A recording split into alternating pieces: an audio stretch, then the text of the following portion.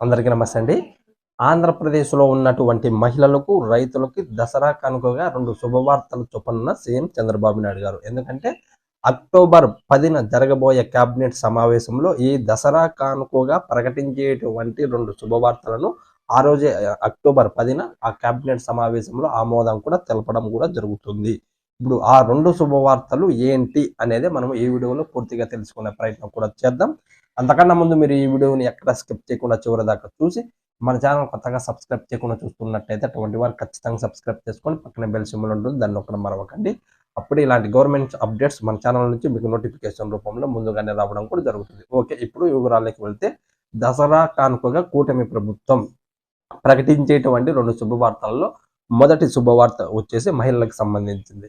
మహిళలకు సంబంధించి ఎన్నికలకు ముందు మన సీఎం చంద్రబాబు నాయుడు గారు సూపర్ 6 మేనిఫెస్టోలో మహిళలకు ఉచిత బస్సు ప్రయాణం సౌకర్యం కల్పిస్తామని మేము అధికారంలోకి వచ్చిన తర్వాత ఆయన ఆనాడే చెప్పడం కూడా జరిగినది. ఇప్పుడు అందుకు అనుగుణంగానే ఇప్పుడు కూటమి ప్రభుత్వం అధికారంలోకి వచ్చి 3.5 నెలలు అవుతున్న ఎటువంటి సంక్షేమ పథకాన్ని అమలు చేయలేదు. ముందుగా ఈ మహిళలకు సంబంధించి ఈ ఉచిత బస్సు ప్రయాణాన్నే అమలు చేసే అవకాశం ఎక్కువగా ఉన్నది.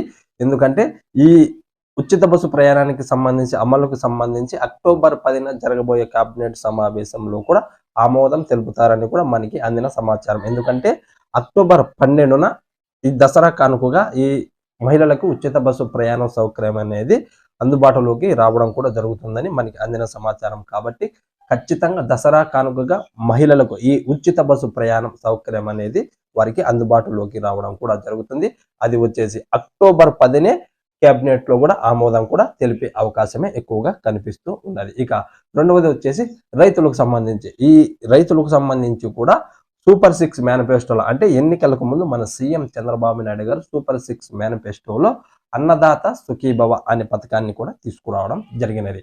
ఈ అన్నదాత సుఖీభవ అనే పథకం ద్వారా రైతులకి అర్హత కలిగిన రైతులకి ప్రతి సంవత్సరం 20,000 రూపాయలు డైరెక్ట్ గా అంటే నేరుగా వారి ఖాతాల్లోకి జమ చేయడం జరుగుతుంది వారి పెట్టుబడి సాయం కోసం.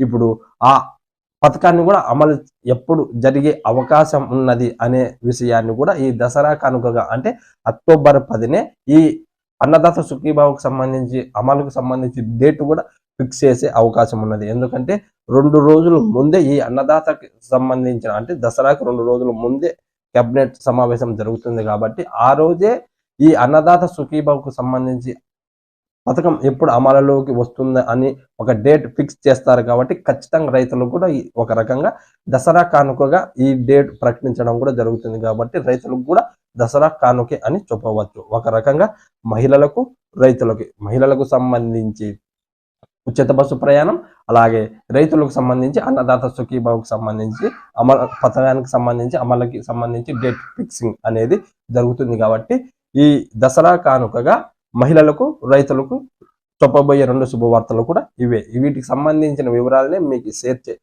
తెలియచేయాలని నేను ఈ వీడియో చేయడం కూడా జరిగినది. ఓకే, ఇలాంటి గవర్నమెంట్స్ అప్డేట్స్ కోసం మీరు మన ఛానల్ ఖచ్చితంగా సబ్స్క్రైబ్ చేసుకొని పక్కనే బెల్ సింబల్ ఉంటుంది, దాన్ని నొక్కడం కూడా మరొకండి. నేను ఇచ్చే ఇన్ఫర్మేషన్ మీకు నచ్చినట్లయితే ఒక లైక్ కొట్టి ఖచ్చితంగా సపోర్ట్ చేయండి. ఈ వీడియోని మీ ఫ్రెండ్స్, బంధువులతో పాటు మహిళలకు, రైతులకు ఖచ్చితంగా షేర్ చేయండి. ఎందుకంటే ఈ ఇన్ఫర్మేషన్ వారు తెలుసుకునే అవకాశం కూడా ఉంటుంది కాబట్టి. Thank you.